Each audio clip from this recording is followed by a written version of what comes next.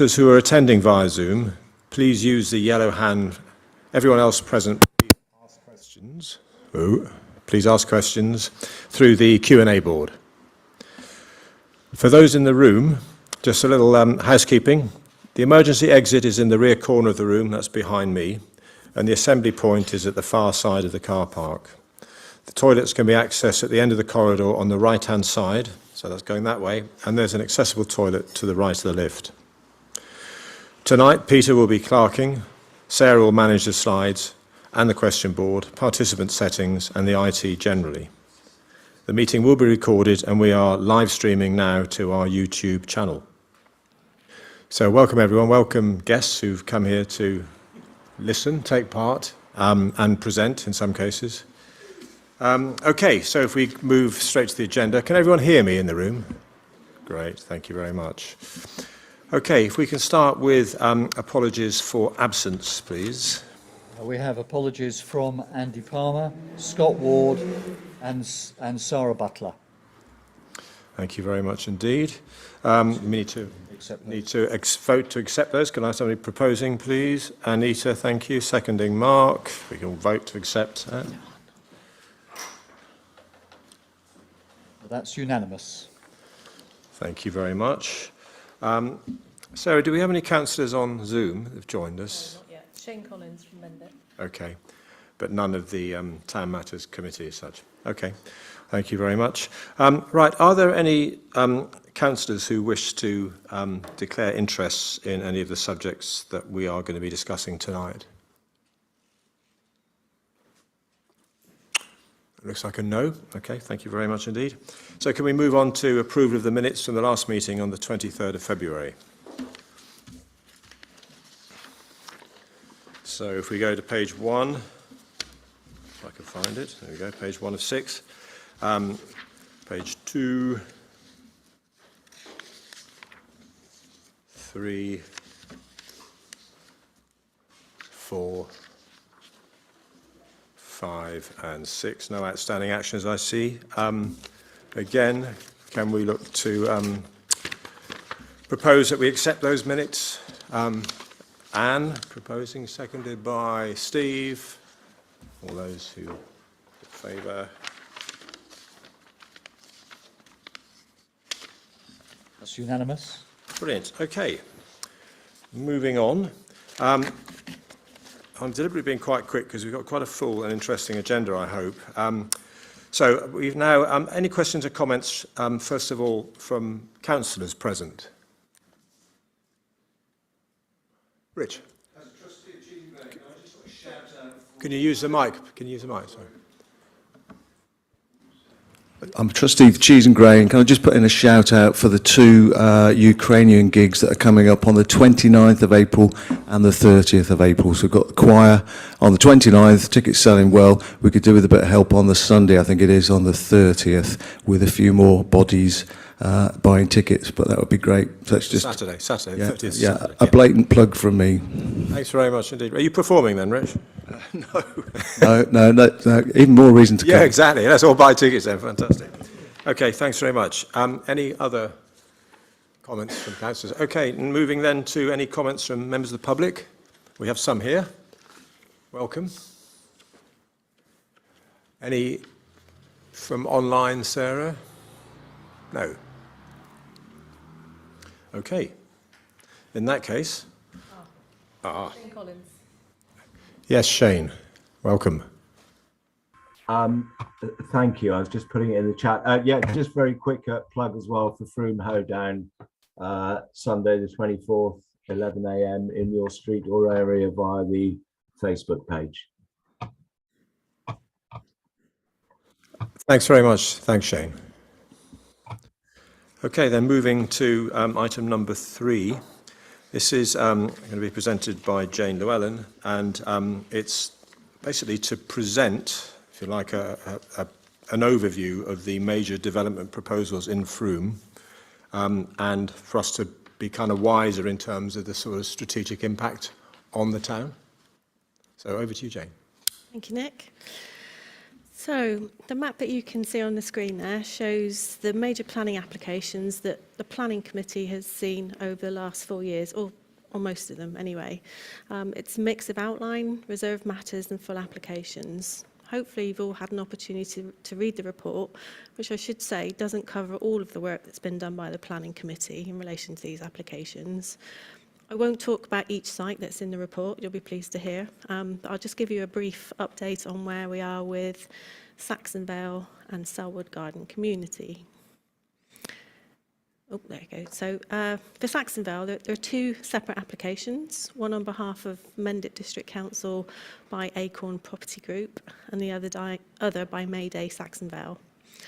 The Acorn application, which is on the left, yep, that will provide around 300 residential dwellings, including 72 affordable homes with flexible live-work accommodation, residential care accommodation, mixed workspace, retail cafe, and all of the other things that you can see in the description there. We objected to that application primarily on the grounds of insufficient employment space and lack of or not enough affordable housing. The affordable housing is 24% instead of 30% of the houses, which is the requirement in Mendip's local plan. The application was approved by Mendip's Planning Board, but a consent has not been issued and won't be issued until the Section 106 legal agreement has been signed. The agreement's been drafted for some time. We don't know why it hasn't been signed yet, although I noticed recently that the draft agreement has been published on Mendip's website. So whether that means it's any closer to being signed, I don't know.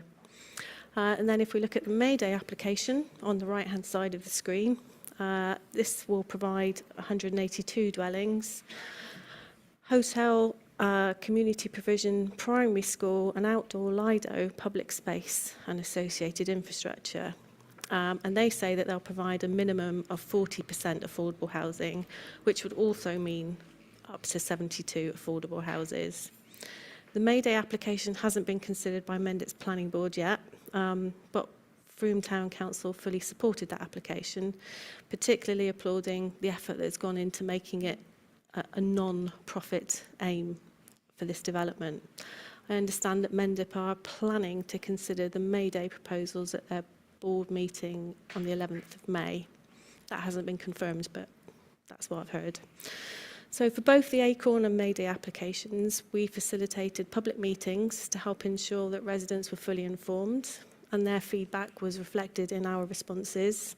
And we've met with both parties, so Acorn and Mayday, on many occasions to discuss their proposals with them, including being on the Mendip Saxonvale Project Board.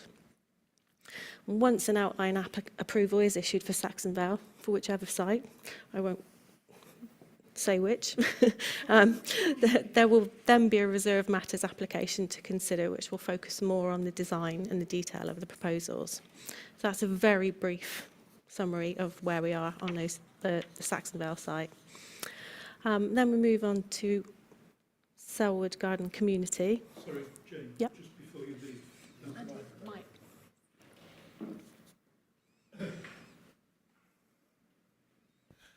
I think this is on, yep. Yep. Just before you leave that slide, you mentioned that the Section 106 has been published. Is that public domain on the planning portal? It is, yeah. It's on Mendip's website under the Documents tab. The draft of the Section 106 is there. So yes, Sellwood Garden Community. The description is there on the screen. I won't read it out in full. I'm sure you're all quite aware of it. But this application is still under consideration by Mendip. Amended plans are expected to be submitted shortly. A month, maybe 2 months. And the number of houses and the amount of employment land will probably be reduced. And as we've been aware for some time that revised plans and supporting documents are going to be submitted, we haven't formally responded to this application. Again, we felt it was important that the public and stakeholders were fully informed about the proposals, and we held various public engagement and stakeholder meetings, which I know some of you attended. And once the amended plans are received, I'm sure there'll be a further round of public engagement. And again, it's very important for us to hear people's feedback to feed into our final response. We did formally respond to the pre-application consultation, stating that we would prefer to see a properly master planned approach to development of this site rather than piecemeal development. But the devil is very often in the detail, so we await the detail. There was a separate application linked to the Sellwood community site for a solar farm, and this was discussed by the planning committee. It was very clear that there was little support for the application because of the impact this would have on the landscape, the residents of Edmund Park and the surrounding area. Following those discussions and feedback from other consultees, the solar farm application has been withdrawn, and I understand that it won't be resubmitted. Most of the applications that we've seen over the last 4 years have either been allocated sites or brownfield sites, so they were always likely to get approved, and it was really a case of doing what we could to make sure that those applications were the best that we felt they could be following negotiation. That didn't always work out, must add. But now we're starting to see applications come forward that are outside of the development boundary, and are more speculative applications. Sellwood Garden Community being one of them, together with 3 sites that you can see up there. So that's Pack Saddle, Innox Hill and Marston Lane. For Innox Hill, we've been very clear that we do not support this development. Marston Lane will be considered by the planning committee next week on Thursday, and the Pack Saddle one is expected shortly. For all the applications we see, we want to ensure that any development that comes forward is appropriate. The current approach is that we acknowledge that there is the potential for applications to be approved by MENDIP as a local planning authority. Just because we object doesn't mean that they'll get refused. So rather than just object, where we can, we work with the developers to try and get the best scheme, making it clear that we may still object. This is because MENDIP cannot demonstrate a 5-year land supply. So basically that means that the National Planning Policy Framework requires each local planning authority to demonstrate that there's a 5-year supply of deliverable sites for housing. Because they can't demonstrate this 5-year land supply, it means the local plan is essentially not valid, and the policy, it's probably not quite right to say the policies don't apply, but they're certainly very weak. And that will include the policy that says no development outside of the development boundary, which is why I think we are seeing so many of these speculative sites come forward. I should point out that the 5-year land supply is based on the figures for the whole district, not just for Frome. So what does that mean for the housing numbers in Frome? The MENDIP local plan allocates, and I think I've got my figures right here, 2,880 new houses for Frome from 2006 to 2029, which is the local plan period. And this number takes into account the government's new calculation for housing numbers. So each year MENDIP produce their housing figures, as you can see at the top of the screen there, or you probably can't see the figures at the top of the screen there. But what it says is that as of April 2021, 1,712 houses have been built since 2006, with a further 570 that have consent but are not yet started. So that's in total 2,282 houses. Of those houses, 435 were affordable. And if my calculations are right, that's about 20% rather than the required 30%. So that leaves, over the plan period, so for the next 7 years, another 600 houses are required in Frome. And again, the next bit may not be 100% accurate, as I don't know which applications MENDIP have specifically included within those calculations. But I'm only talking about the major sites here. Some of the smaller sites may not have been included. But based on the applications that have been approved since that table was published, and the applications that have been submitted since then, or that we know are in the pipeline, so the speculative ones that I was talking about, there's the possibility of 5,098 houses during the plan period. So that's 2,200 plus on top of the local plan allocation. I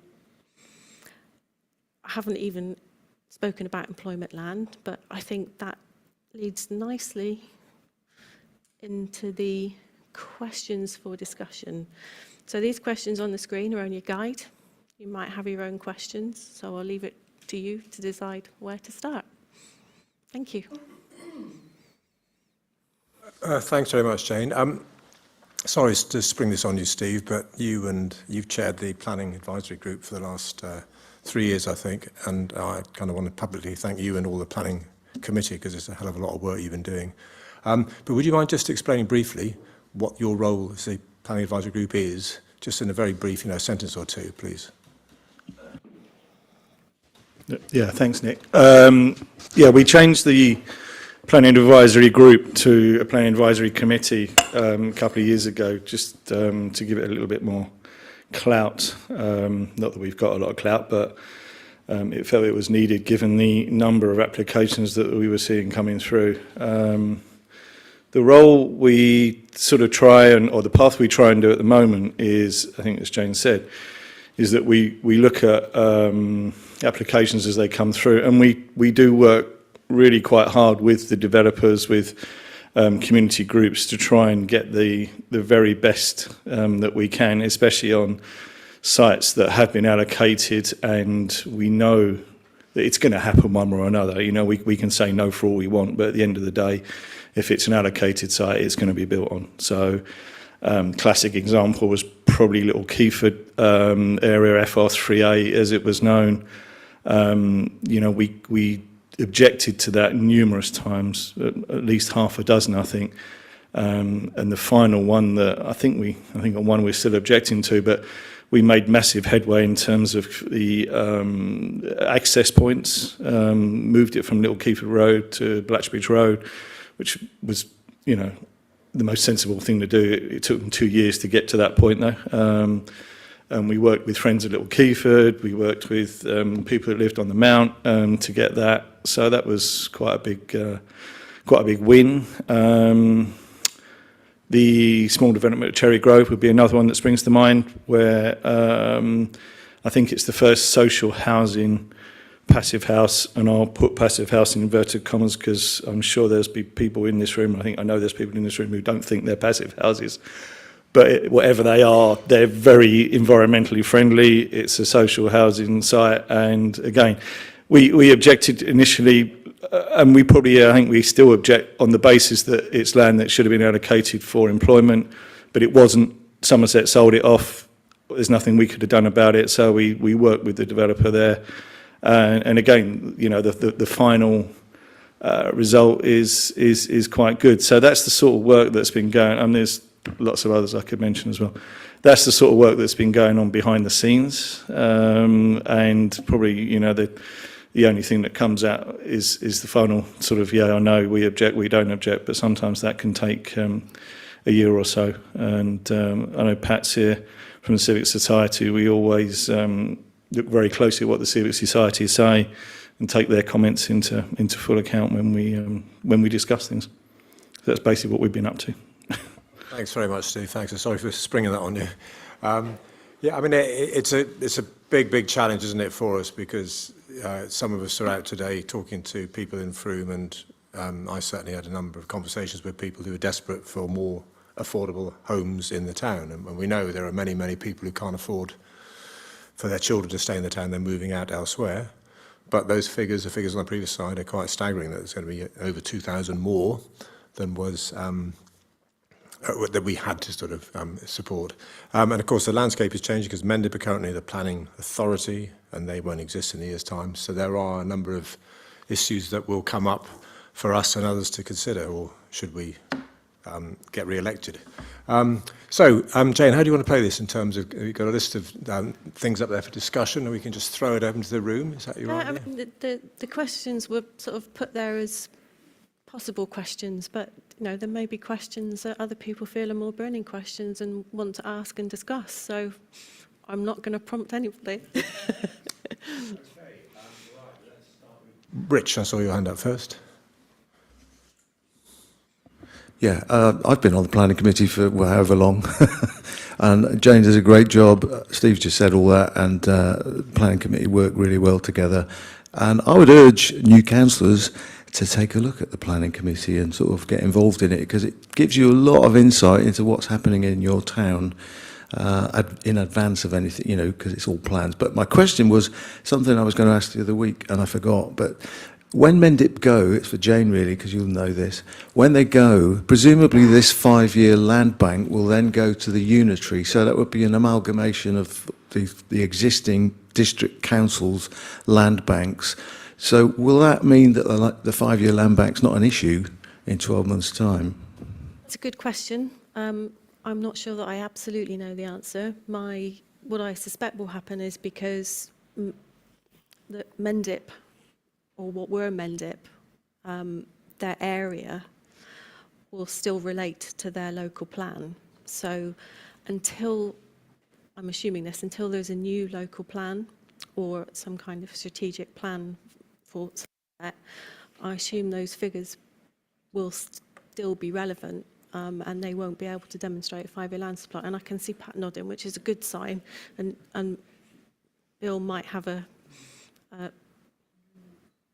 another view, but so I think the answer to that is there will still be a deficit in the 5-year land supply. Bill, do you want to come in on that? This is Bill Lowe, previously planning officer, planning consultant. Thank you. My name is Bill Lowe. I was the area planning officer for Mendip in the 1980s. And when I first came to Frome in 1983, I had no local plan whatsoever to work to. Things have changed a bit since then. I think the main reason why we're seeing a lot of development pressure on Frome is because of the embargo that's been placed on development in the River Parrett and River Brue catchment area. It's part of what's called a Ramsar site, and the Natural England have objected to any further housing development which increase phosphate delivery into the rivers in the levels. So because Frome drains the other way to the Avon, housing developers can't build in Shepton, Mallet, Wells, Street, Bridgewater, etc. So that's throwing the focus onto Frome and the East Mendip villages. And this was an argument that was prayed in aid first by Gladman Developments, who are an expert on promoting development land, back in middle of last year, when they won an appeal for 64 houses in Colford. And the inspector accepted their argument that you can't build in the west of Mendip, so they'll have to be taken up in the east instead. I think that's why we're seeing a lot of focus from these peripheral sites from people like Gleeson and Gladman to develop on the edge of Frome.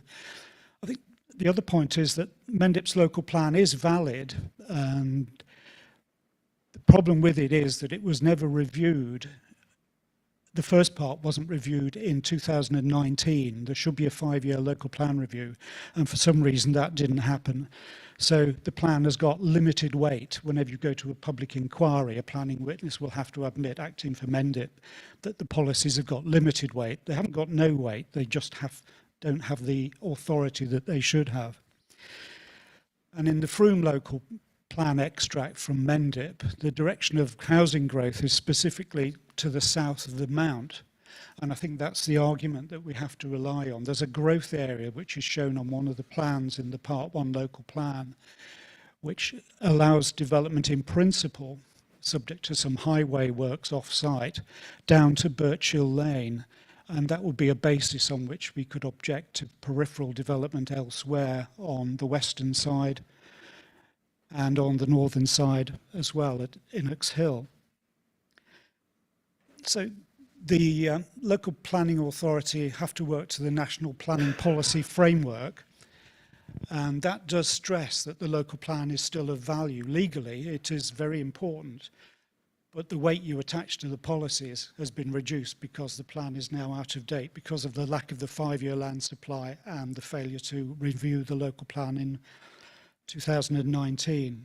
So what you have to do is to ask yourself, are the harms of development outweighed by the benefits of development?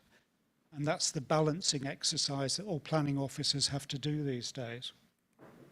So I think looking at the town council aspect and the new members who will be representing us as far as the unitary goes, is that some schemes need to be objected to as a matter of principle. And I'd like to feel that there would be some more stronger leadership in the new town council, rather than the approach of trying to make the best of a scheme that should be objected to in principle. Thank you, Chairman. Thanks, Bill. Can I just push back on that in terms of, it's difficult to have stronger leadership if you don't have the authority to say no to something. You're just trying to negotiate an influence at the moment. But some schemes are objectionable as a matter of principle. If a site has got a specific designation, such as green belt or a bat protection zone, you can say that is a justifiable reason for refusal. Otherwise, you have to apply the planning balance arguments. Do the harms outweigh the benefits? And Mendip are going to go through that exercise. They're not going to approve everything. So some schemes will be refused as a matter of principle, and I'd like to think the Town Council would do that as well. Okay, thanks very much. Who is next? I think I saw Mel, and I saw Neil and Anne. I'm not against new development. All towns, villages, cities expand and shrink over time. And of course, we do need new houses, but 5,000 5,000 new houses in quite a short period of time is probably 15,000 people, between 15 and 20,000 people, and the town's population is only 26,000. So it shows you what the impact of that's going to be.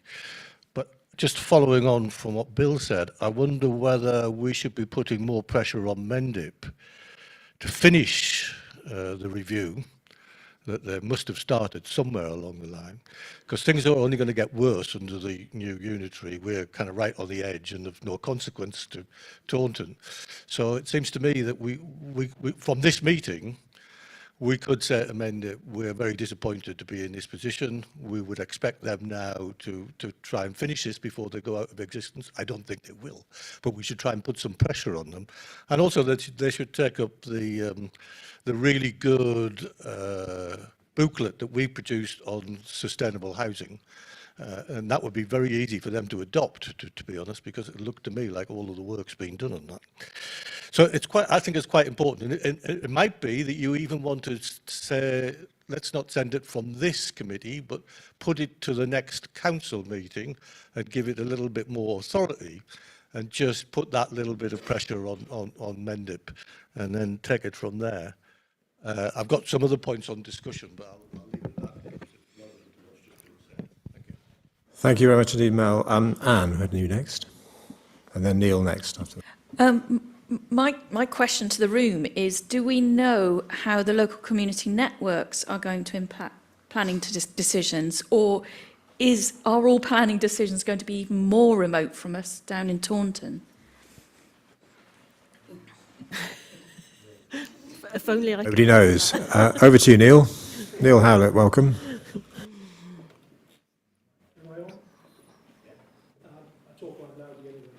I'm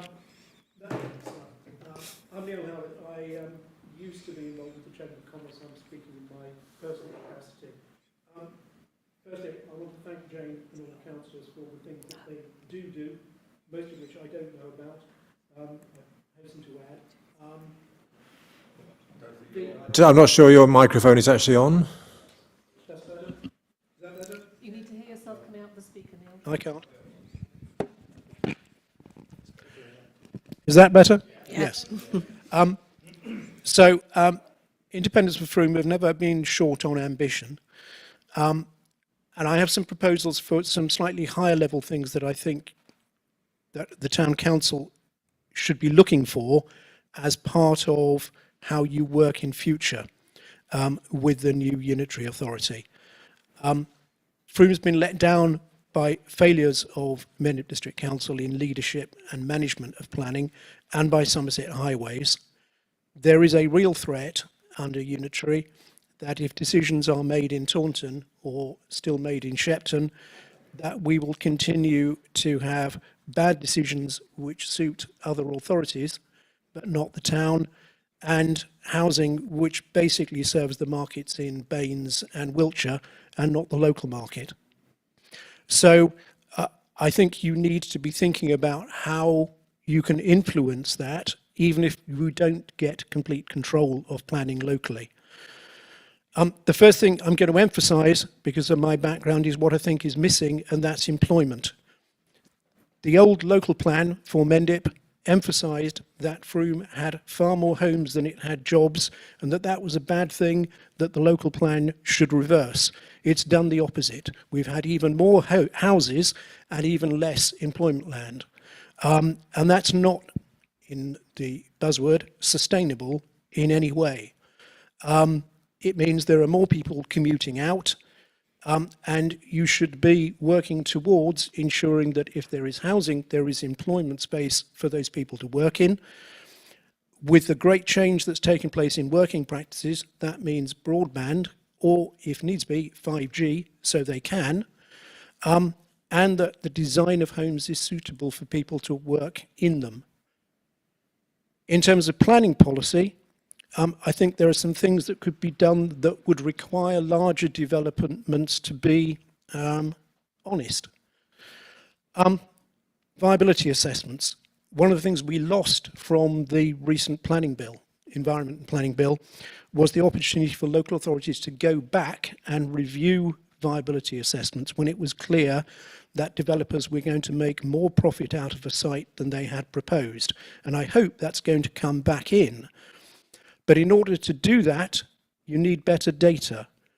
What I have never seen happen is at the end of a development, the developer required to report back to the planning authority on what prices the houses actually did sell for against the ones that they put in their viability assessment.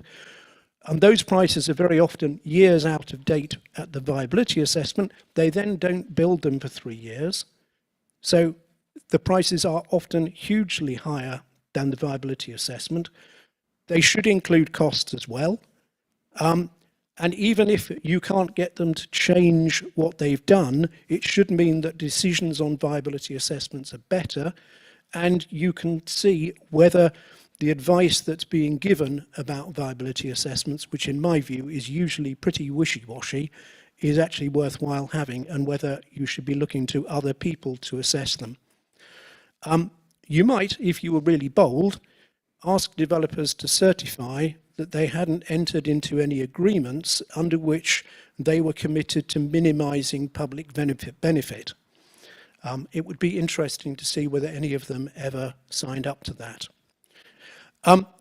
I think you should also look to having a policy that requires them to disclose marketing plans. That is, where do they expect the buyers of the houses to come from? Because an awful lot of them are not expecting to sell them to people who live in or around Froome. They expect to sell them to people in Bath or in Wiltshire or coming from London. And that affects how are those people going to travel to and from work. The next issue, and I've gone on about this before, so I'll keep it brief, travel plans. NPPF says that every big development should have a travel plan. The aim of that is to make the transport sustainable. NPPF says that they should have targets. NPPF says that those targets should be monitored. I've never seen that happen. We have never had any feedback on them. And NPPF says the idea of that is that you learn what works. I think it should go beyond that. I think there should be a requirement that every travel plan has to be, the results of the monitoring have to be published publicly, and the developers have to report back to the planning authority. Members of the planning authority and the planning board can then see what works. Furthermore, I think for a town like Frome, they should be required to consult with the town council and the civic society, and there should be an obligation for each individual travel plan to coordinate with the town's travel plan. Because at the moment, each of them is a cut and paste job which bears no relationship to anything else, and is a huge wasted opportunity. It's in NPPF, but Mendip and Somerset have never done anything about it.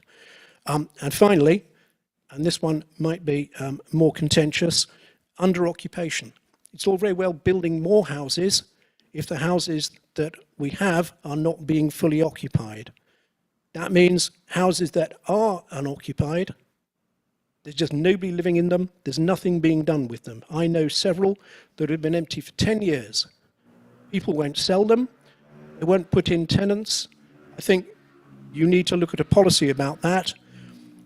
And I'm sure we're all aware that in other areas, there are issues of under occupation which are damaging communities, with too many second homes which are only occupied occasionally, too many Airbnbs which are only occupied on a temporary and occasional basis, all of which are damaging to communities. I'm not personally saying that that is happening in Frome yet, but it is happening in other places, and it's something that needs to be on the radar. So thank you for your time, and I'm sorry to take so much of it. And also to suggest more work for you. Neil? No, lots of very interesting points, Neil, and lots of challenges amongst them. Thank you. Pat. Does it work? Good. Thank you, Neil, for that. And Sorry, you have to hear yourself coming out of the Oh. speaker. Am I coming out the speaker? Yeah. Yeah. Closer. It's not as bad as the one in the assembly rooms. That's much worse. Thank you. Bill is, although not on the planning panel of the Civic Society, he is a member, and he is our fount of knowledge on what exactly is going on in policy terms. One of the things also that Mel mentioned was the review that never happened. And the reason why we are in the mess we're in is because we were let down and the review wasn't updated. So this gives us a disadvantage. However, the other thing you need to remember about Mendip is that they committed on the adoption of Part 2 to start immediately a single whole review, embracing both Part 1 and Part 2. As soon as that went through, they said they weren't going to do it. It was going in with all the work for the transfer across to Somerset Council. I do think, and Neil's points are quite valid here, is that I've only been in Frome for 3 years, so I'm a real newcomer, or 3 and a bit. But it does strike me that given the size of our settlement and the importance of everything about this town is bigger than the rest of Mendip. And yet we punch below our weight, I think, in respect of how we have dealt with Mendip in the past.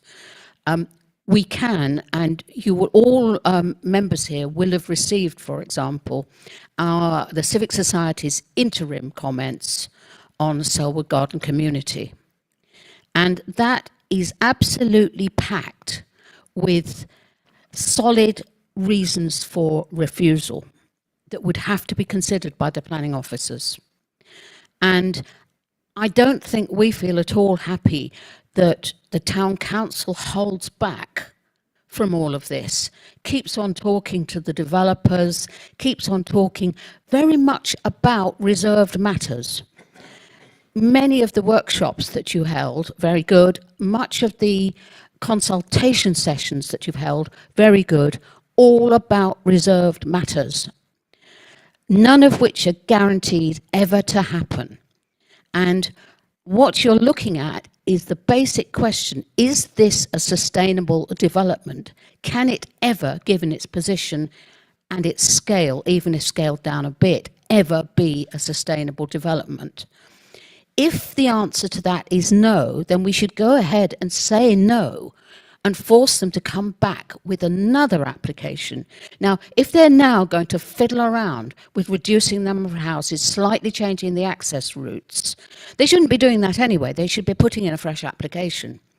So what I think we would like to see as a civic society is we would like to see, particularly when we get a new, and some of you we know are likely to be here and some of you are coming back and some of you are new, but can we actually up our game a bit? And I suppose this is your question one.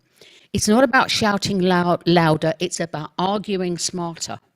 It's about knowing the law, it's about knowing the policies, it's about knowing where we can make an objection if we feel that there is an objection to be made.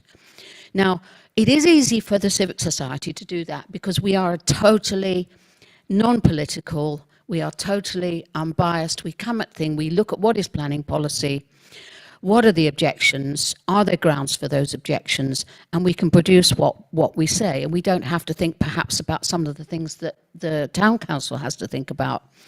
But I would, in answer to the questions up there, we've got to take the opportunity of a new authority, not to start a confrontational relationship, that's the last thing we want, but to start a relationship of equals. Because, I'm sorry, this is a very large settlement to have a parish council, what is in effect a parish council. And we should find ways, and we would like to find ways, that we can be much more positive, much less. We feel that, for example, Sellwood Garden Community, many types of consultation going on, and we appreciate that you have to have public engagement and all the rest of it, but every time you do that, you give the applicants another chance to sell their greenwashed, beautiful pictures with blue birds flying across the sky. We have to go in there and ask the question, do we believe what they're telling us they're going to give us, or don't we? And that's what we would really like to see the town council step up to the mark. We are very happy to work closely with the town council where we feel we've got some knowledge or some experience. So if I can just say, yes, I agree with Neil, we've got to make sure that we protect what's left of our employment and try and rebuild it if we can. We've got to stop building houses which are for people who don't live in Frome and will not work in Frome. So yeah, I mean, let's get some strength behind it. We think that that would be the best thing to do. And let's not look as if we're kowtowing to developers and saying, yes, of course, if you just alter it a bit, maybe we'd be able to say yes. Because we need to strike a new relationship with the new authority that isn't one where Mendip used to walk all over us. Let's not let that happen again. Thank you. Sorry about the amount of time. No, I don't think many of us would disagree with a lot of your points, Pat. I mean, it's deeply frustrating to be in a situation where you have little actual authority. You're just trying to influence an organisation with more authority, more power. And I say, I mean, there's two of us in the room who live in houses that have been built within the last year that have gas boilers, you know, and kind of a nonsense that even on the most basic level, when we've had you know, the technology and ability to build houses in a much more sustainable way, and we're still now buying gas to heat our houses. It's kind of crazy. So lots of really great points. Thank you very much indeed, Pat. Anyone else? Rich? Come on. Pat, thank you for those comments, and I really do appreciate your document on the Sellwood Garden community, but I do take objection that we haven't been tough on developers. I think we've engaged, and I take your point, it can seem like greenwashing and all that, but we have still objected at the end of the day if we haven't liked something. So we still objected to Acorn's development at Saxonvale, for example, much as we engage. And it's difficult when you are a councillor to just say, I object, because actually part of being a councillor on a planning committee is that you're supposed to keep an open mind. So you have to demonstrate that you've got an open mind. And by demonstrating you've got an open mind, you have to engage. Much as I often hate having to do that, you have to listen to what they've got to say. But at the end of the day, I do agree we need a strong response to some of these developments. But if you don't engage at all, they'll just do what they want to, and they'll do what they want to anyway. I do feel. I mean, that's me being cynical now that I'm nearly not a councillor, but I do think by engaging you get a better outcome. But I'm pretty sure if you put it to the vote right now, who's in favour of Sellwood Garden Village, you get a unanimous nobody. So, you know, I guess it's a difference in approach, but I think just saying no, you tend to be ignored after a while if you just say no all the time. That's my view. But anyway, thanks for your comments. Sorry, can I just add in response very quickly? When you say no, it's not about just saying no, it's about giving really, really valid reasons for saying no. Okay, thank you. Anyone else got any points they want to make about this? Anita. Yeah, thank you. I think the only thing that I would like to sort of throw into the mix, if that's at all possible when we're discussing, is just about the impact on traffic, because it's all very well thinking about massive developments coming in, but the impact on a town that was never built to take this level of traffic is enormous. It's going to cause huge issues at little roundabouts and all sorts of things. So again, I think it's about putting more pressure on Somerset highways to think about a road traffic management plan for Frome. And I think we've just got to keep pushing that, really, to make sure it happens. Otherwise, we're going to be in all sorts of trouble. Yeah, thanks very much, Anita. Good point, and fits nicely with agenda item 2. Okay, I mean, I think kind of in summary, Jane, thank you so much for what you are. Were you pointing at me or pointing at Peter? I thought Peter wanted to... Oh, Peter, you got it. Sorry, Peter. I was just need to wait a moment. Just wanted to make the point that we've been pushing Somerset County Council quite hard to consider working with us to develop a transport plan, a holistic transport plan for Frome, because we feel that that's really important, especially... Do you think that's likely to happen before the unitary setup takes over? Are they going to still work on Microphone not on. Well, that's a very good question. Apologies. We don't know the answer to that question, but what I should say is that we've been working closely with the strategic commissioning manager within the highways department, and he recognises the importance of a transport plan for Frome. It's very much on his agenda to push that hard within the county council. So I'm hopeful that that working relationship will bear some fruit. Exactly when it will bear fruit, I'm not sure, but at least we have an ally in that new strategic commissioning manager on highways. So we'll continue to foster that working relationship, and hopefully before long we'll get to a point where there is a commitment either from the county council or from the new unitary to actually developing that transport plan. Okay, thank you. I've got Mel and Rob. You want to speak? Okay. Sorry for a second bite. This was a great report, and I wasn't aware of all of the implications for the town of the applications that are in or applications that are likely to come. And so thanks very much to Jane and others for preparing that. But I'm quite interested in this, and yet I didn't know all of the facts. So I wonder whether we should be campaigning more and letting people in the town know just that little bit more information about what's happening and what's likely to happen.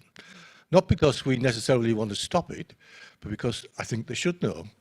And it's almost the reverse. You know, when you get those thermometers on a church tower, which show how much money is being collected, I wonder if we could devise something which goes the other way, which actually tells people how many houses are being built and how many are likely to come and what the population is likely to increase to. And also, what are the implications of that? You read it all the time on Facebook and other social media. Oh, there's not enough schools. Which is untrue. There's not enough medical places. There's not enough dentists, and so on and so forth.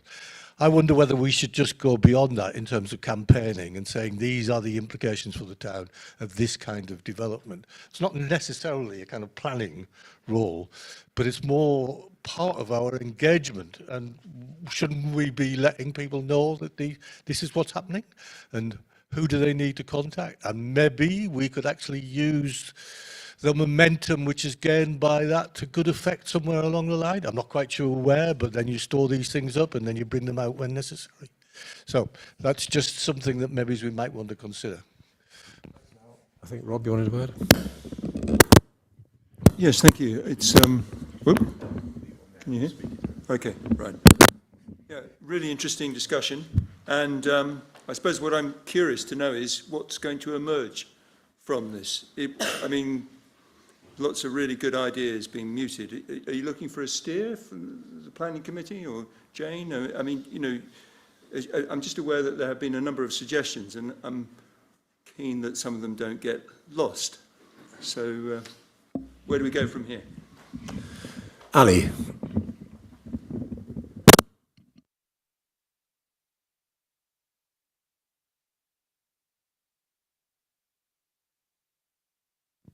The council have been talking about producing some, I just think following on from the education really of what's going on, because I've been on the periphery of this and still kind of think, what? Oh, you know, what? And at what point should the public be actually kind of contacting Mendip? And I think this next administration really needs to get that planning leaflet together. When I say the planning leaflet and fair housing for Frome, to actually, you know, we need to get something out like the Open Storytellers did about the 3 tiers of council that is simple and tells the public at what stage they can object, so that actually that whole process is clear. And I think that's something that's really tangible that needs to happen in the next 5 years. Okay, we come to Shane in 1 second, if I could. I mean, we're going to wrap this up and move on in about 5 or 6 minutes, so we've got a bit more time if people want to talk about it. But there's lots of questions being asked, and there's lots of people in the room who've been working in this sector in different ways for a long time, like Ali, for example, with Fair Housing for Frome, Paul with the Community Land Trust, and different organisations. So there's that need, there's a real need for affordable housing in this town. There's a really desperate need. The business community, those I speak to, Neil, and I know others, would really like a load more customers coming into town and spending money in shops and bars and etc. But it's about how we position ourselves, I think, because we don't really know what we want. We know we want a bit more influence, we know more of a say. We know we want better built houses. We want to find a way to allow our young people to, and older people to stay in the town, to be able to afford to get a stake in the town and live in good quality accommodation. And it's how we find a way to be influential enough to make that happen without taking on something that we may not have the capacity to deal with. You know, we currently, with our setup, the town council offices, Jane, and the planning advisory committee, you know, we can't manage to take on what Mendip have been failing to do or do. So there's a lot of challenges there, but I think there's a real appetite to us to be a lot more influential, and how we interact with the public on that is another matter. So, Shane, over to you. Thank you. Yeah, just firstly to acknowledge the work of the planning committee and the civic society. And as the ward councillor, he's frequently bamboozled by planning laws and applications. It's always a read. And I just wanted to, and also, yeah, the update on all the different applications, Jane, is excellent. I just want to ask Jane a very basic question. When is a home a home? I'm thinking particularly of Mendip's figures, which seem to suggest we need lots of new homes.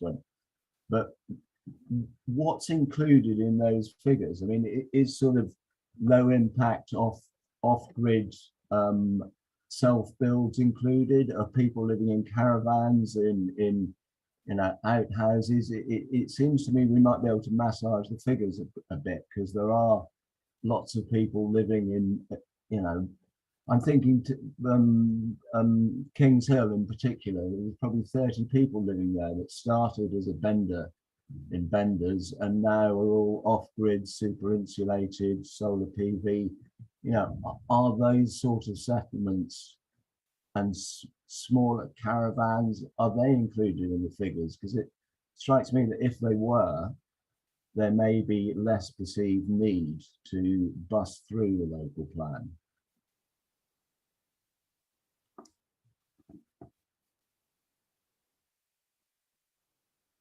Turn my microphone on and try and answer that.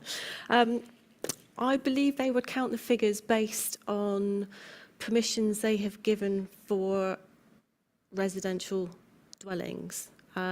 So if I'm not familiar with the development that you're talking about, but if there are people that are living there, but they haven't necessarily had planning permission for those as dwellings, then they wouldn't be counted.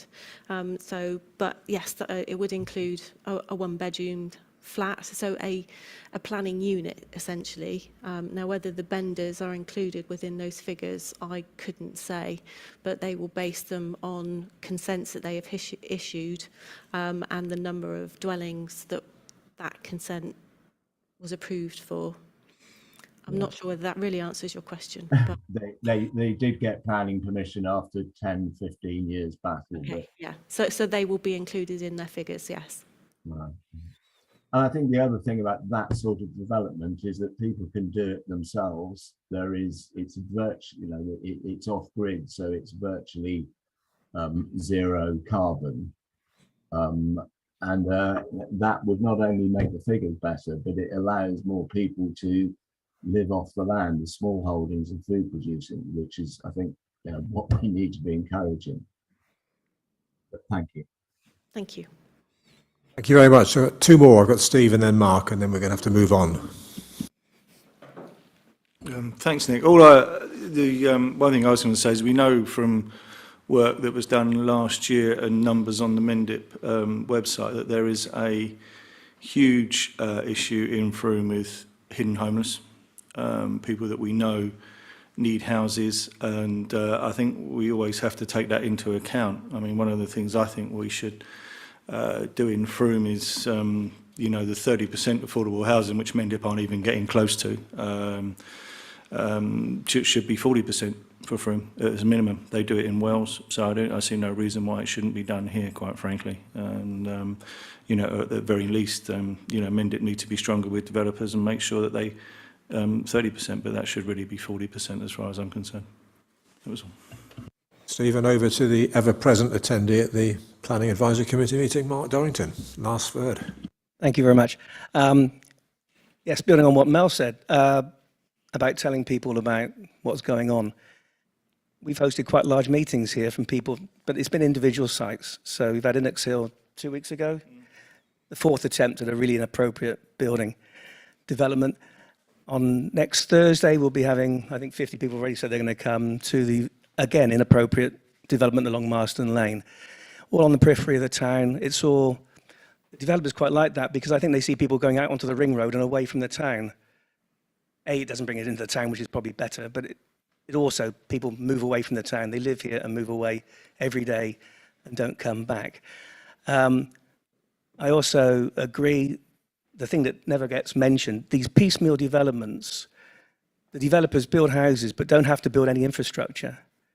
We all know how difficult it is to get a hold of a medical professional, whether dentist, doctor, whatever. At the moment, that only gets worse. In fact, the only development that even pays any lip service to that is Sellwood Garden Community, because it's so large, they have to put things in there. Whether or not that ever gets built, who knows? I understand that the Sellwood Garden Community is stymied a bit at the moment because finally Somerset County Council Highways have said there is a problem with that and it's going to have to be held back for review. So that's held it up a little bit as far as we understand. So we are trying to do our best to get people come in, whether or not we need to build a big picture about all these developments, what it means to different people, because people in their own area know about them. You'll be getting it in Paxal before very shortly, on the ground that 40 years ago was going to be a school when I lived backing onto it. And what was I else going to say? I was going to say thank you to Pat for her comments every time we have a planning meeting. We do pay attention to them. I know you don't think we do. But it's not only you also play a very good role. We're all talking about new build tonight. Your committee plays a very big role in preserving our historic environment. We don't always agree with you because sometimes I think you want us to live in a museum, but it does point out to us, and you do the research for us, and that really helps us. We're only lay members of a committee. We don't have the skills that you have at your fingertips. So thank you for that, and we will continue to work with you, hopefully a bit more hand in glove than we have done under the new regime. But thank you for that. And but I think this is proven tonight that we do need some form of planning committee. Otherwise, applications will come in. I said this to a developer the other day. You've read in the Sunday Times we're the best place in the world to live. You've looked on Google Maps, found some fields on the outside of town. You've gone to a developer and said, look, why don't you build some houses on the best place in the world to live, and I'll take 10% for taking your planning permission. And that's what's happening. It's like the gold rush round, it's the Yukon. And so, and he couldn't disagree with that when I spoke to him at this meeting we had a little while ago. People are coming back next Thursday. And so that's what we do have to look out for. But we do need a committee, because if we deal with all these things at council meetings, the council meetings will go on for 4 or 5 hours. And we'll take the brunt of it at planning and do the hard work and then present it to council. So that's why I think we probably do need a planning committee. And I encourage any of the new councillors to get involved with it as well. It's a really good way of finding out what's happening in your town. And it's things that affect people on the doorstep a lot more than some of the other things that we worry about. Thank you. All right, thank you very much indeed, Mark. I'm going to move on now. It's 8 minutes. Jane, can I just say again, thank you so much for all the work you do with this. It's brilliant. Thank you very much indeed. Okay, so moving on to item number 4 on the agenda, and it's Ashley and Alex who are going to talk to us about, Rex, I'm so sorry. Ashley and Rex are going to talk to us about speed indicator devices. Over to you, gents.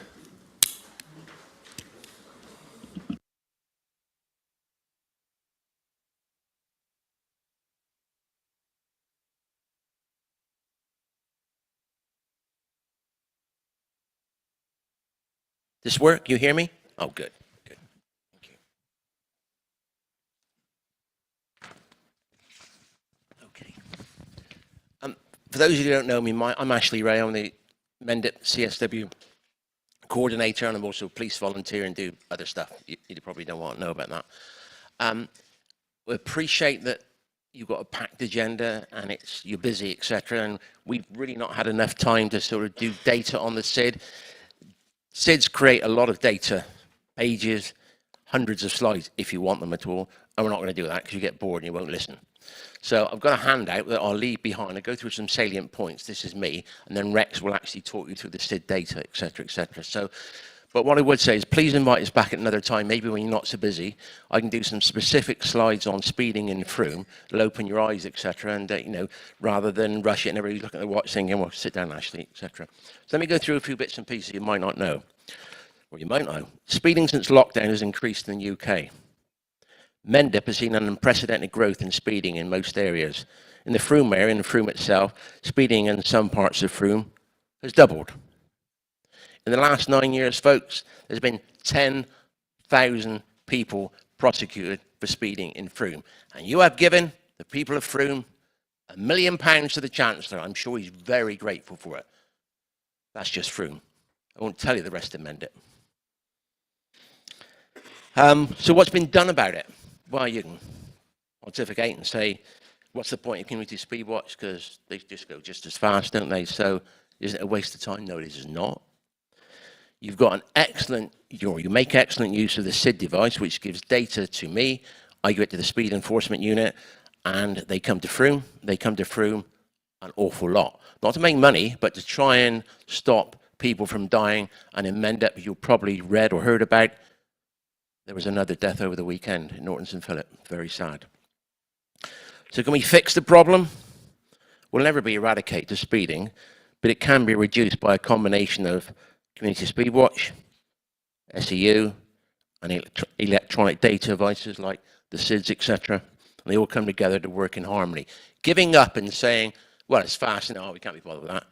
Well, more people will die. Well, a combination of us doing it all together will make a lot of difference. There is another system that I'm not going to talk about, called Auto Speed Watch that's on the way, being hopefully going through the police procedures for acceptance, and that will revolutionise what I do for speeding.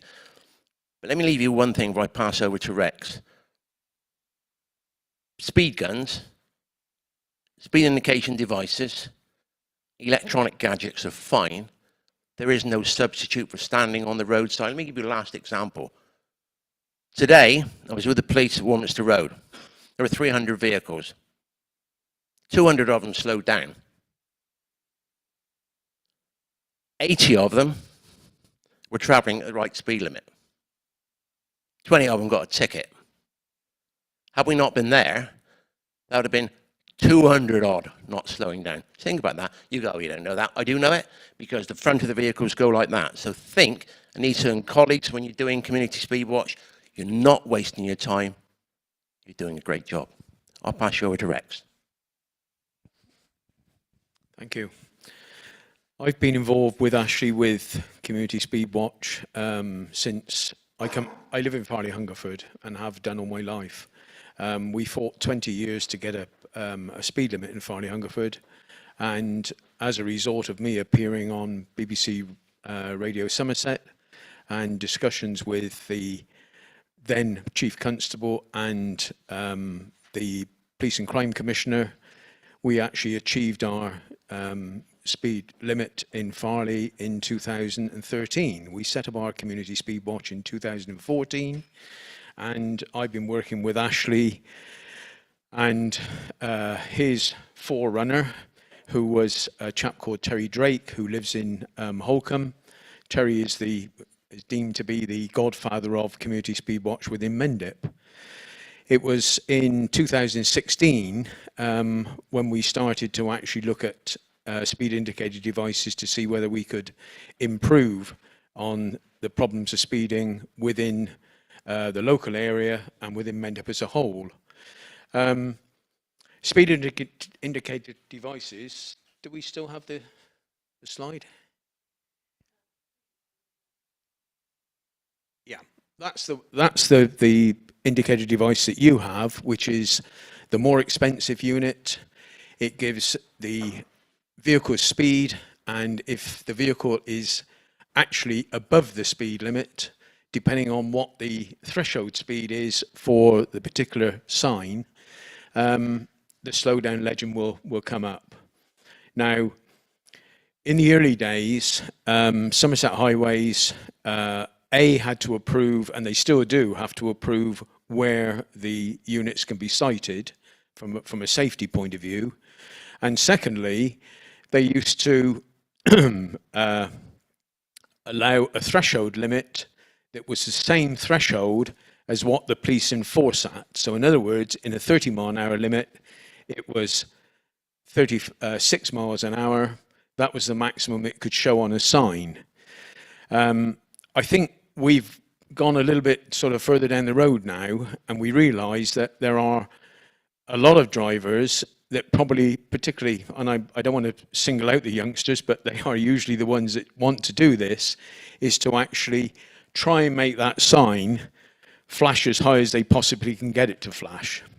So the idea now is to actually put the sign set at the relevant speed limit, whether it's 20, 30 or 40, and with a slowdown legend coming up, if there's, let's say it's a 20-mile-an-hour limit, the vehicle's doing 26 miles an hour, it flashes a 20 and it says slow down. I don't think there's anything else I really need to say. You've got a very expensive piece of kit. I look after two of the smaller versions of that for Avon and Somerset Police within Mendip. Currently, one of those units actually is in Pilton, and with the volume of traffic that's actually breaking the speed limit in Pilton, normally a battery will last for 3 weeks plus. It's already no battery after less than 2 weeks. So that shows the extent of the problem. If there are any questions that I can answer, by all means ask. Yes, Anita. Anita. Thank you. That's interesting stuff, and thanks, Ashley. I've been out on Community Speed Watch today, and the only thing I would say is there was a sort of sweeping generalisation that often it's the youngsters that will push hard. I just thought it was quite interesting today. I clocked just over 900 cars going through. Mm-hmm. There were 36 people well over the limit, because we give a certain allowance anyway, Yes. well over. But interestingly, 2/3 of those people were women. And we've noticed that time and time again. So often it's the women, much as I shouldn't say that, who are the worst offenders. Anita, I would totally agree with you on that. We find that in general terms, I suppose a good way of putting it is one of our speed enforcement guys was actually in Hinton Charterhouse, and he'd actually been working in the 20-mile-an-hour zone up there, and he attended a meeting that was held in Road. And I sat down with the parish councillor, and a lady was sat by the side, and she introduced me, and this lady said, I think I may have been caught speeding in Hinton Charterhouse. I go through there every day. I didn't realise it was a 20-mile-an-hour speed limit. And I said, well, madam, what are these for? And she looked at me, and so she said, well, they're my eyes. I said, I know they are. But also, I said, you have a speedometer in front of you. Do you never look at your speedometer? And she didn't really answer. And the next thing was, in comes Adrian, who's a speed enforcement officer, and she said, that's the guy that actually caught me. And he walked across and got introduced, and he said, what sort of speed do you think you were doing? I don't know. So he said, well, unfortunately, you're going to have to wait 14 days to get your notice of intended prosecution. But we find all the time that it's more and more females with children in the car that are actually, they basically, the arguments are, which is totally understandable, we have 1,001 things to do, but our response is, you're the ones that actually tell us as males that I can multitask. Yes. Tracy.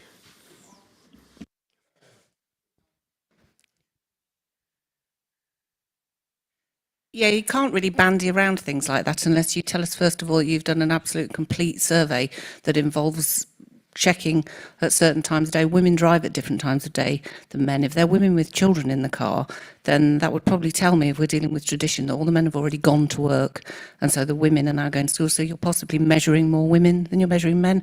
So I think we have to be careful what we bandy about. So, if men go to work on a more traditional sense, then they'll be going to work at different times. So unless you've done an absolute categoric survey that is completely fair and equal, then your assumption that more women drive, what you're telling me is that you catch more women or that you see more women. It's an entirely different fact. And I think we just have to be careful. If you've done an exhaustive survey that is 24 hours a day, 7 days a week for 52 weeks of the year, and then you provide those stats, but you haven't. It's not a question of serious, it's a question of matter of fact. If a car comes along and it's a female, male or whatever, that's a fact. It's nothing to do with times or or analysis or different times of day or surveys, etc. If you catch 100 people speeding and 99 of them are men, it's 99 men are speeding, one lady, etc. It's good. I think the point Rex is trying to make is that we are seeing more ladies with families being caught. It's nothing to do with what time of day it is, whether you go at 6 o'clock or 9 o'clock. Those are the facts. The facts of the matter is X. Nothing to do with conjecture. Would you not agree?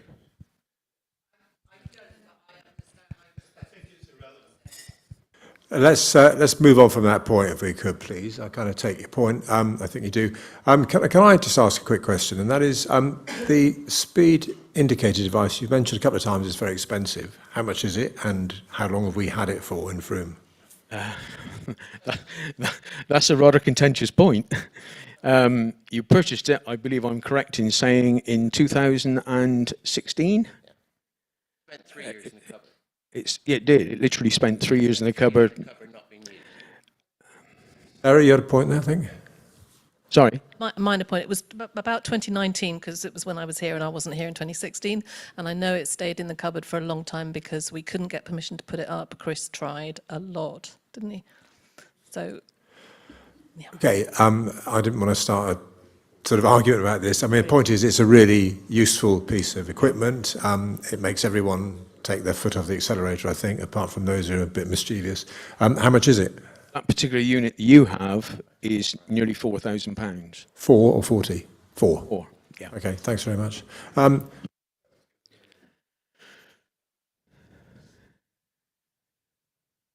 Thanks, Nick. While actually buying a coffee for Nick this morning on a coffee house on the bridge, I actually sat outside waiting for the takeaways and watched said device. And probably in the 6 or 7 minutes I was there, probably about 20, 25 vehicles were coming from town, across the bridge and up North Parade. It flashed probably about 6 or 7 times over the speed limit, telling people to slow down. And it was a mixture, a couple of work vans, a very large vehicle with just 2 people in it, a couple of single drivers, male, female. But the point I wanted to make was that in Frome, there are certain roads which act almost as a sort of straight line track. And I used to live on the Bath Road, and that road, if you think about it, goes from the traffic lights at Frome College end all the way down Bath Road, past the Vine Tree, and just keeps going. And we could hear cars revving and speeding, particularly if they were coming from the Vine Tree up to the Frome College traffic lights. And it's the same with that over the bridge and then up North Parade. Same with Portway. And we seem to have some long tracks that people think they can just speed down. And I'd like to see or suggest that on those longer stretches of road, there is some kind of calming, traffic calming system. Because even though that's there, and a lot of people see it now, there was still quite a lot of speeding today. And I'm sure, as you say, your facts will prove that. But I think those stretches of road particularly, people will do that. And I was talking to somebody this evening about Alexandra Road. Even though that's got speed bumps, it's a long, straight road, and the speed increases.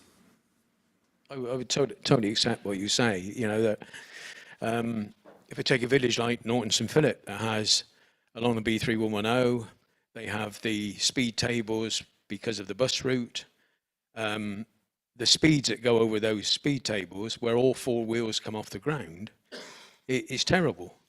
And unfortunately, with the speed enforcement unit, good that they are, and the amount of support that they actually give us, they can't be there 24/7.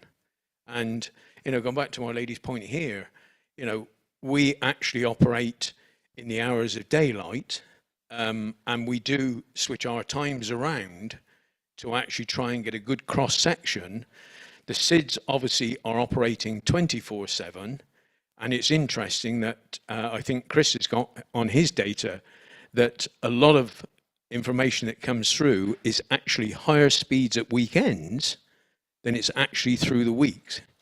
The only problem is, good that a SID is, unfortunately, it cannot provide us the details of repeat offenders.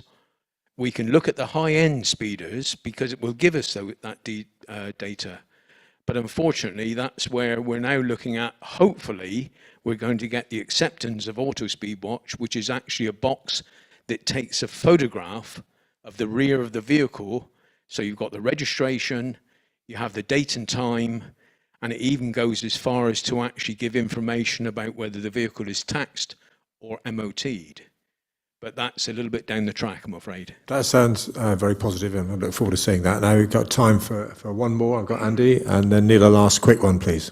Okay, thanks. Andy Jones, member of the public. Can you just help me understand the data points that you're presenting here? So the bottom line of many of these sheets shows the average speeder figure. Now, to me, in a 30-mile-an-hour limit, if the average speeder is 32, then that suggests we have a much less serious problem than if the average speeder is 35. Is that a fair assessment? That is a fair assessment, yes. The data that comes off of here, as you can see, you've got there, the maximum speed was 60 miles an hour, look at 4 o'clock in the morning, which probably from that point of view, I'm not going to say it's acceptable because it isn't, but you're more likely to get something late at night, early hours of the morning to be doing those sorts of speeds.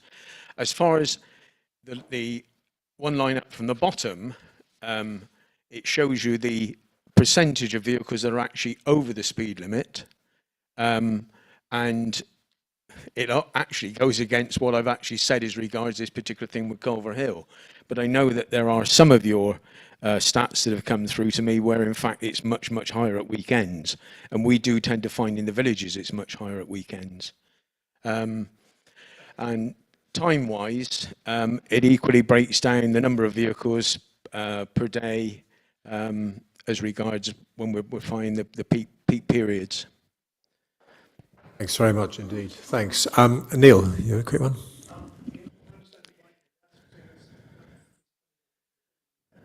Yes, yes.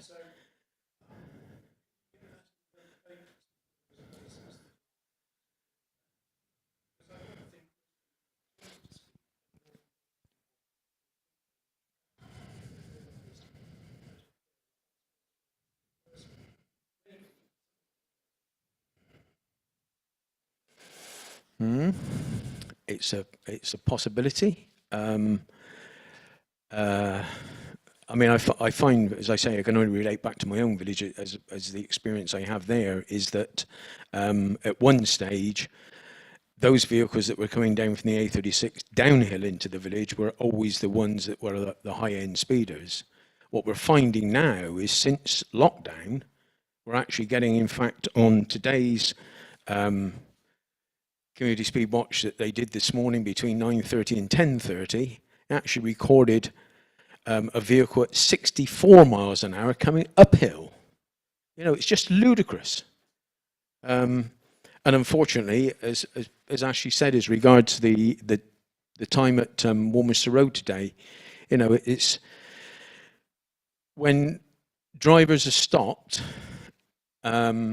we have all sorts of reasons. I think one of the one was today was he was late for a dental appointment. Do you want to arrive dead or alive? It's almost that type of situation. And as Ashley's already referred to, we had this terrible death on Monday in Norton St Philip, and there was equally another bad accident on the Froome bypass on Friday, both involving motorcycles. Okay. Thank you very much indeed. That's really, we're really pressed for time. Anita, as the only councillor who's been doing community speed watch, you had a last point to make?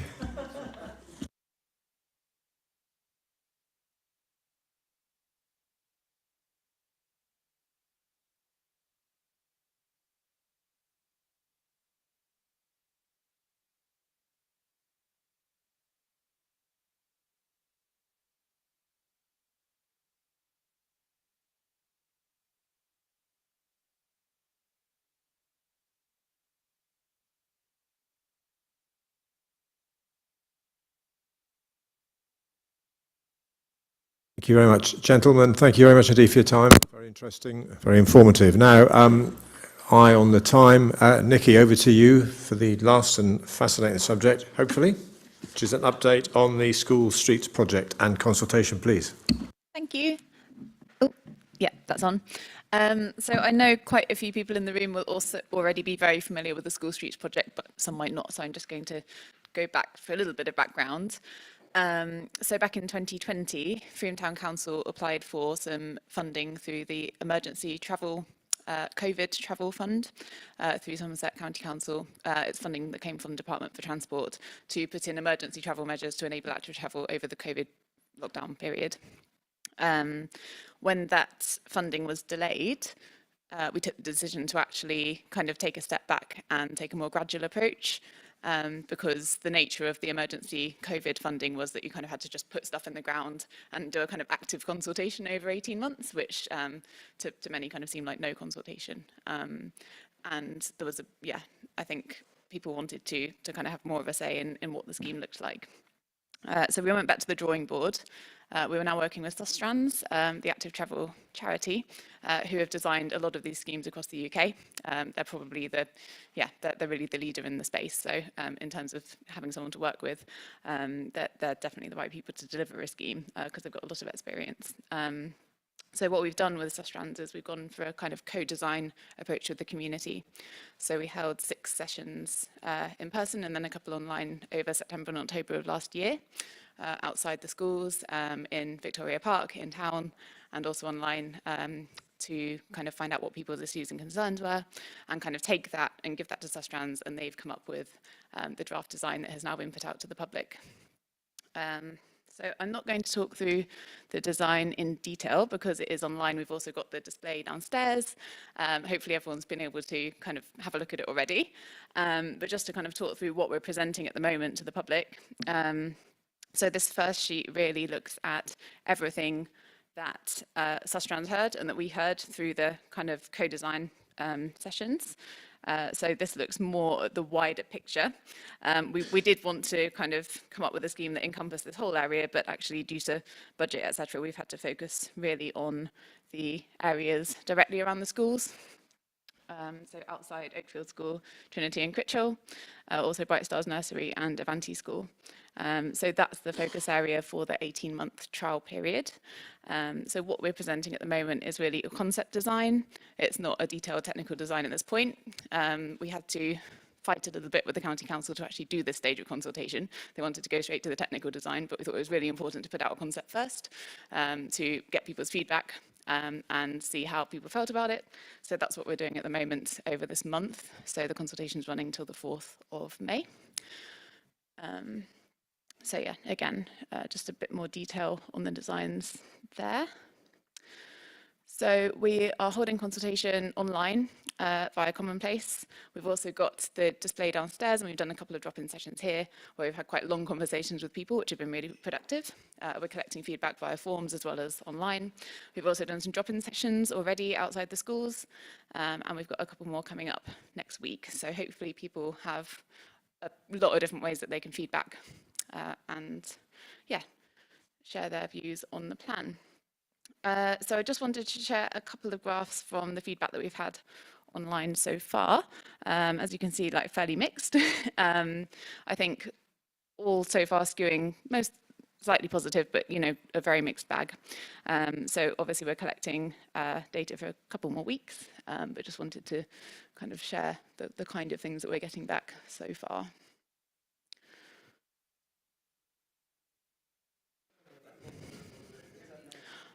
Sorry, yes. Yeah, sorry, that's not very clear. So 1 was not at all, 5 was very much, I think. So kind of 4 or 5 is sort of positive, 3 is neutral, 2 and 1 are more on the negative side. So yeah, but we will kind of do a bit more when we've got the final kind of survey results. We'll kind of do some data crunching and better presentation of the findings and things as well. So yeah, I'll go back to the big one, I suppose. Does anyone have any questions? Yes, Rich. Hi, thanks, Nikki. It's probably been a baptism of fire a bit for you, hasn't it? I know that this sort of thing is extremely controversial.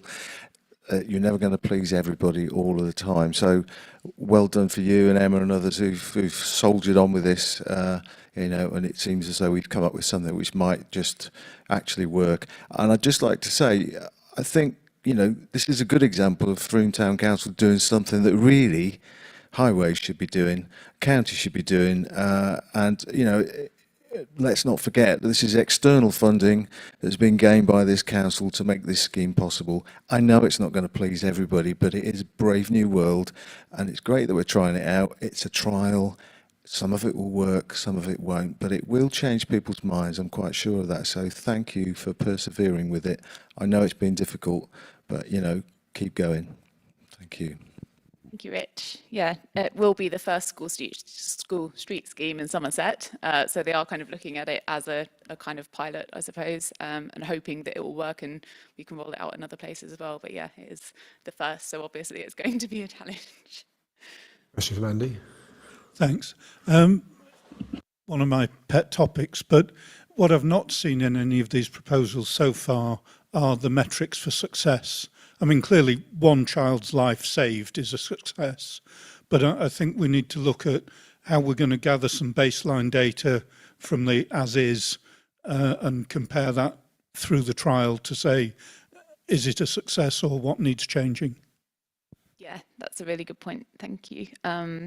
We're working with the schools using a scheme called Mode Shift Stars, which is a kind of active travel program that you can work with schools on, and it kind of gives kind of bronze, silver, gold awards. But part of that is initially data collection. Where are the kids travelling from at the moment? How are they travelling? How would they like to travel? So we do want to monitor over the 18 months whether there has been that modal shift, because that's kind of objective number one, really, is getting more people doing those journeys on foot, by bike, or by wheel. Safety is obviously another huge consideration. We can look at kind of incident data, but I think that kind of misses a lot of the near misses that are actually happening, and all the anecdotal stuff that we're getting, you know, kind of cars driving up onto pavements and kind of dangerous manoeuvring, all of that, which is much more anecdotal, but, you know, we're going to have to monitor over the 18 months whether there's kind of a change in perception of safety around the streets and that kind of thing. So yeah, evaluation is going to be really, really important. And we're going to have opportunities within that 18 months to change stuff if it looks like it's not working, to test different things out, if it becomes clear that, yeah, issues are being caused somewhere else. Yeah.